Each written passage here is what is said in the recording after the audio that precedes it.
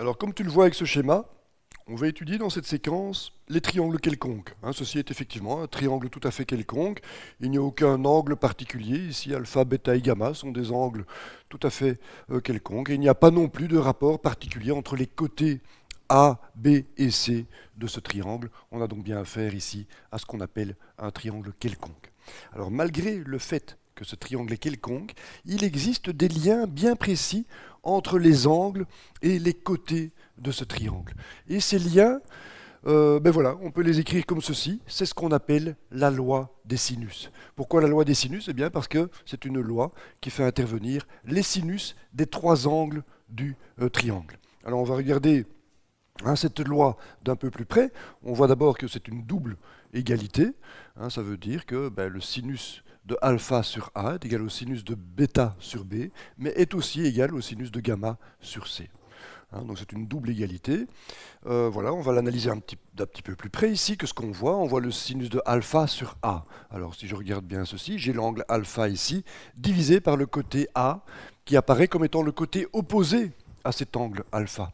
Donc le sinus de alpha divisé par le côté opposé à cet angle est égal au sinus de bêta divisé par le côté B, qui est aussi le côté opposé à cet angle. Le sinus de bêta divisé par le côté opposé B est égal au sinus de alpha divisé par le côté opposé A. Okay, et le tout est encore égal au sinus de gamma sur C. L'angle gamma qu'on voit ici, c'est le troisième angle du triangle, divisé par le côté opposé à cet angle gamma, qui est donc bien le côté C. Alors voilà, on a cette égalité qu'on peut démontrer pour un triangle quelconque. C'est ce que je me propose de faire ici. A priori, on ne voit pas très bien comment on ferait ça. On se demande même comment les mathématiciens arrivent à trouver une telle loi dans un triangle quelconque. Comment se fait-il que le sinus de alpha sur A est égal au sinus de bêta sur B est égal au sinus de gamma sur C? Franchement, ça n'a pas l'air évident, et le but de cette petite séquence est de te montrer que finalement, ce n'est pas si difficile à démontrer.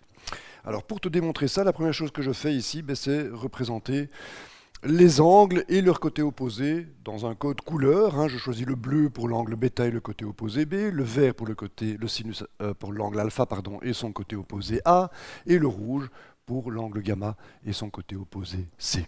Les choses apparaîtront plus claires comme ça, tu le verras. Ceci, ce sont donc bien les deux égalités que je vais essayer de redémontrer ici, simplement. Donc voilà. On va donc construire cette égalité, elle a disparu pour le moment, et je vais donc la reconstruire progressivement. Donc pour ça, qu'est-ce que je fais? Je construis ici la hauteur du triangle. Alors la hauteur du triangle, j'ai en réalité trois hauteurs à ce triangle. Comme tu vois ici, c'est la hauteur du triangle vue avec le côté C comme base pour ce triangle. Si je prends le côté C comme base, effectivement, la hauteur de ce triangle, c'est la longueur du segment de droite noir que je viens de représenter ici, qui est perpendiculaire à la base, c'est-à-dire perpendiculaire au côté C. Ceci, c'est donc ce que je vais appeler la hauteur H avec l'indice C, pour dire que c'est la hauteur de ce triangle prise avec C comme base pour ce triangle. Donc les choses sont bien précises. Et je vais m'intéresser ici à la hauteur, donc HC. Quelle est la longueur de ce segment de droite noir que je viens de représenter ici?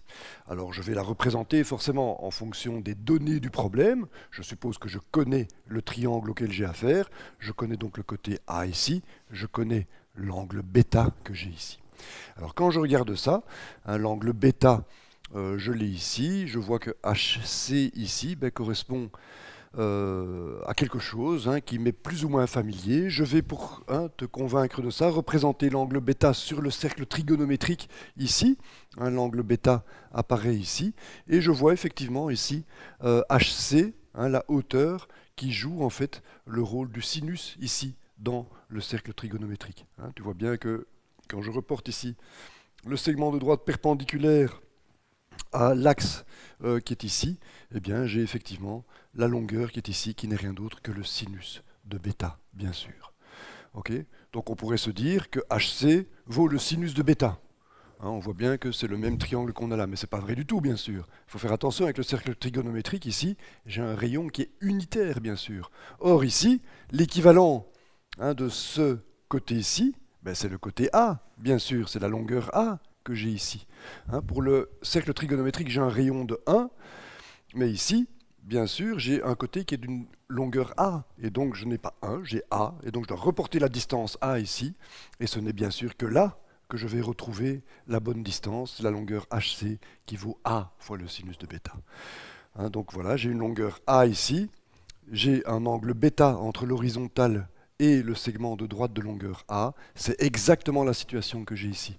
J'ai l'angle bêta entre la base C ici du triangle et j'ai bien la longueur A ici. Donc ce que j'ai ici, c'est bien que HC vaut A sinus de bêta. Ça, je peux l'écrire, j'en suis maintenant certain. Voilà une première relation qui apparaît. Et je vais maintenant faire la même chose avec le côté B. Il est clair que je peux faire la même chose avec le côté B ici. Je vois l'angle bêta, le côté A, et je vois qu'ici, l'angle alpha joue un rôle symétrique de bêta ici, et B joue un rôle symétrique de A. Si je peux dire que HC, c'est A fois le sinus de bêta, je pourrais forcément dire que HC, c'est aussi B fois le sinus de alpha. Ce que je vais écrire, bien sûr, sans tarder. Donc voilà, j'ai ici B fois le sinus de alpha. Alors, avec ça, je peux déjà travailler, bien sûr. Je vais déjà voir apparaître la première égalité de la loi des sinus. Comment est-ce que je fais? Il me suffit de prendre ceci et de le diviser à gauche et à droite par B.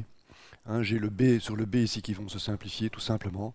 Et je vois, je vais faire la même chose avec le A maintenant. Le A qui est tout seul ici, je vais diviser par A à gauche et à droite, de manière à ce que le A apparaisse ici et disparaisse là, bien sûr.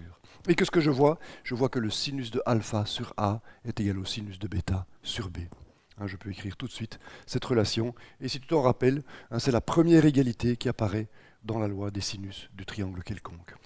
Voilà, je répète comment on a fait. On a exprimé la hauteur du triangle vu de la base C ici, la hauteur HC qui apparaît ici. Je l'ai exprimé comme étant A fois le sinus de l'angle bêta, et c'est aussi le côté B multiplié par le sinus de l'angle alpha. Et donc, à partir de cette égalité-là, j'ai divisé par B d'abord, et puis par A à gauche et à droite, et j'arrive donc à montrer ceci. Sinus alpha sur A est égal à sinus bêta sur B. Et maintenant, tu peux t'imaginer qu'on peut continuer comme ça. Je peux reprendre une autre hauteur du triangle, une hauteur qui correspond cette fois-ci à A comme étant la base du triangle. Vu de cette base-là, la hauteur du triangle, c'est bien ceci. Maintenant, c'est ce que je vais appeler la hauteur avec la base A, cette fois-ci. HA. Que vaut HA? On va faire la même chose que ce qu'on a fait tout à l'heure. Je vois que HA vaut d'une part B fois le sinus de gamma. Qu'est-ce que je vois? Je vois effectivement ici la longueur B. Je vois que c'est la longueur B ici qui est projetée en projection, donc sinus. Ceci est bien l'angle opposé au côté ici sur lequel je projette. C'est bien HA vaut bien B fois le sinus de gamma. Et de la même manière, ça vaut bien C fois le sinus de bêta. La situation de nouveau est symétrique. Gamma, ici, joue le rôle de bêta, tout comme B joue le rôle de C. Je peux très bien dire que ceci, c'est C fois le sinus de bêta. Et de nouveau, ici, je peux d'abord diviser par C, de manière à ce que les C disparaissent. Je peux faire la même chose avec B. Je divise par B à gauche et à droite, de manière à ce que B se retrouve ici, tout comme C se retrouve là. Et je vois que sinus bêta sur B, qu'on avait déjà ici, est aussi égal à sinus gamma sur C. Voilà. C'était pas bien compliqué. On vient de démontrer la loi des sinus du triangle quelconque. Donc voilà, c'est une loi qu'il est très commode de connaître. Quand tu as un triangle quelconque comme ça dans un problème de géométrie, il est très commode de connaître cette loi pour pouvoir retrouver un côté connaissant des angles, ou bien trouver un angle connaissant les côtés, etc. Tu verras le genre de problème qu'on peut traiter avec ça. Mais c'est une loi qui est commode à retenir, à connaître. Voilà. Alors, elle semble compliquée comme ça, mais je vais représenter ici de nouveau la hauteur HA, pour que tu te rappelles que c'est une loi qui finalement n'est pas si compliquée à trouver que ça. Il suffit d'exprimer la hauteur de ce triangle avec un des côtés vu comme base, donc, et on a bien que cette hauteur est donnée par B sinus gamma, tout comme elle est donnée par C sinus de bêta. Cette égalité-là permet d'arriver à exprimer ceci très facilement. Voilà, hein, j'espère que tu as bien compris. C'est la loi des sinus, elle est très utile. Et voilà, je t'encourage donc à la retenir. Merci pour ton attention et à très bientôt.